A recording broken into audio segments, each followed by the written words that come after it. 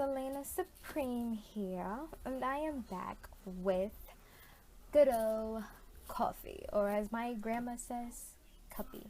First off, I want to say that, coffee is the number one drug in Western culture that happens to be legal. It is everywhere. Every block, everywhere, every grocery store, every Starbucks, just everywhere. Okay? There's not one place that I know that you cannot find coffee. According to studies, coffee works stronger than cocaine. And if that doesn't scare you, let me continue. Alright, to the, coffee addicts like I used to be once upon a time, this is a few things that made me stop. But before I get into that, I just want to ask you one thing. Just like any substance abuse, the question is always asked if you could live without it. So, my question to you, could you ever live without it? And if you can't, what are you running from? And yeah, so let's get into it. So, let's start with, I have some notes here, so if you see me looking down, it's like, what does it do to your brain, first of all? So, your brain naturally produces endorphin, when you're awake for the day. So your brain naturally has receptors for endorphin, which actually makes you sleepy. It's an inhibitory neurotransmitter that can act as a central nervous system depressant. It promotes sleep and suppresses arousal. During the day, you get sleepier because of this neurotransmitter. So what coffee or caffeine is a substitute that replaces this neurotransmitter, and it creates more receptors as you continue to drink coffee. So the reason why you have this big crash after you constantly drink coffee, let's say you're a huge drinker, you have this big crash where you feel like you ran 12 miles and you're only used to walking and you just crash down. It's because now you have more receptors, so when the caffeine leaves, because of course it's a substitute for the natural neurotransmitter. When the caffeine leaves, you have more receptors that causes the sleepiness to happen. So that's why the crash is so stronger. The drug wears off. Only does it's a substitute, but it creates more adrenaline and it gives you more dopamine. Dopamine, which is what makes you happy. Dopamine is also a neurotransmitter. It's one chemical responsible for transmitting signals in between the nerve cells of the brain. This is also one of your messengers. I believe is a part of the RNA. Those that remember what you learned in biology, you're going to know exactly what I'm talking about here, okay? But long story short, this is, a transmitter for your receptors, for your nerves, and everything like that. So keep these things in mind as I continue on. When the coffee bean is heated up, it produces something called chloramine. Now, chloramine is, simply to say, just cancer. Okay. It has been tested by the EPA, as Simpson movie said, but EPA, that in hydro applications, it will stunt the growth of plants. That's why you hear that coffee stunts your growth. You ever heard that? I know I have.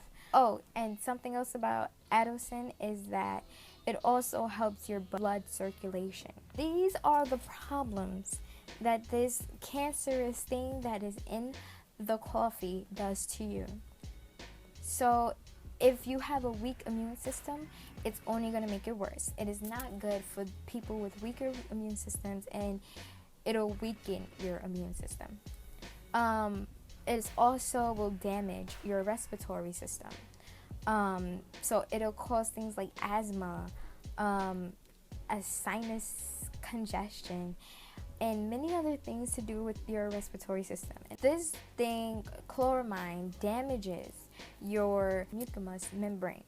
So long story short, a mucous membrane lines many tracts and structures of the body, such as your mouth, your nose, your eyelids, your windpipes, your lungs, your stomach, your intestines, your uterus, your urethra, your urinary bladder. So keep this all in mind, all of your body. This chloramine is in control of all of that because it damages your mucous membrane. So it causes things like skin problems, like dry skin, rashes, itching, flaking, welting, blistering, chapping, burning sensation, bleeding, and pigmentation. It also messes with your digestive and gastric system. Because this damages your mucous, it causes digestive disorders as well as gastric cancer. It also messes with your kidney and your blood, because remember, Addison helps with your circulation. So being that this thing is now okay, I didn't research this, but I'm just using, I'm adding 3 and 3 together. So being that Addison helps with circulation, when this thing is replaced and substituted with caffeine, and this caffeine contains chloramine, your circulation is now getting, stuck. So it'll create things like high blood pressure, let alone that is messing with your nervous system. So it'll make you very anxious, very it'll make you have insomnia and things like that. If you have insomnia, that means that your melatonin is out of whack. Melatonin is a hormone secreted by the pineal gland, as people may know it as the third eye, that inhabits melanin formation, and it is thought to be responsible for regulating your reproductive cycle. So keep all of this in mind when you're drinking coffee. You're messing with everything from head to toe. Now me, I'm gonna give you a little quick story on how much coffee I've had over my years. I've been drinking coffee since I was a little girl, and I must say that these things now make sense, because when I was 16, I was diagnosed with something that they now have a name for. I forgot the name. I'll put it over here, try to get that word right there. And I was diagnosed with this thing that they now just got a name for. And when I first learned about all of this, I just cold turkeyed coffee. I was traumatized. I cried a lot. But I have faith that when on my vegan diet, and as I learn about plants and stuff, hopefully I can get everything back, because I am a firm believer that the body is made to always replenish itself, and especially when you're putting the right things in your body will love you back as long as you love it.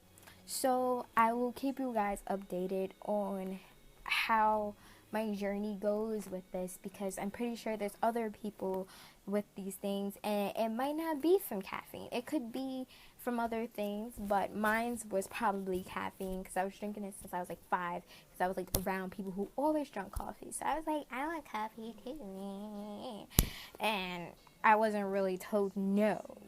And I also used to drink a lot of coffee when I went to high school, because I had a crazy schedule and I just couldn't stay awake, and let alone my diet was not,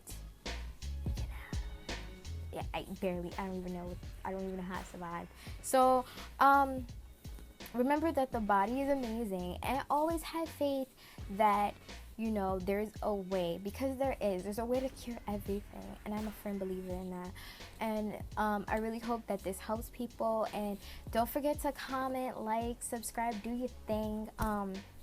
Let me know something that I don't, because I'm always down to learn something that I don't know. Really sorry. Keep me updated as well. If you're wondering, so how do I get this energy back? And what do I do? One thing that's like in my water that is used to help people who were once addicts. Calcium chloride. It helps addicts, get off of that. And my favorite food I love. I'm all the way down to my last one, but bananas. Okay, bananas. Bananas have energy. It gives you so much energy. Oh my god, it's retarded. Okay, so life is beautiful on this side, and I must say that again. Okay, life is honestly beautiful on this side. So bananas will do its thing. It will not make you feel like you're about to die. It will not give you some crash. You'll still have your natural receptors, which will make you feel tired, but it won't be like on some crazy hot mess, you won't be catching cancer. Actually, bananas combat cancer.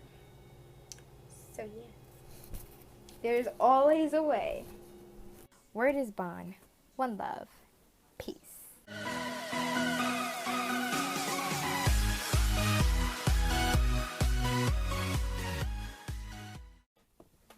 Hey.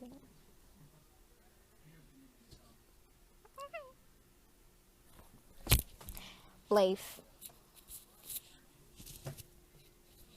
I'm pretty sure my hair scared her.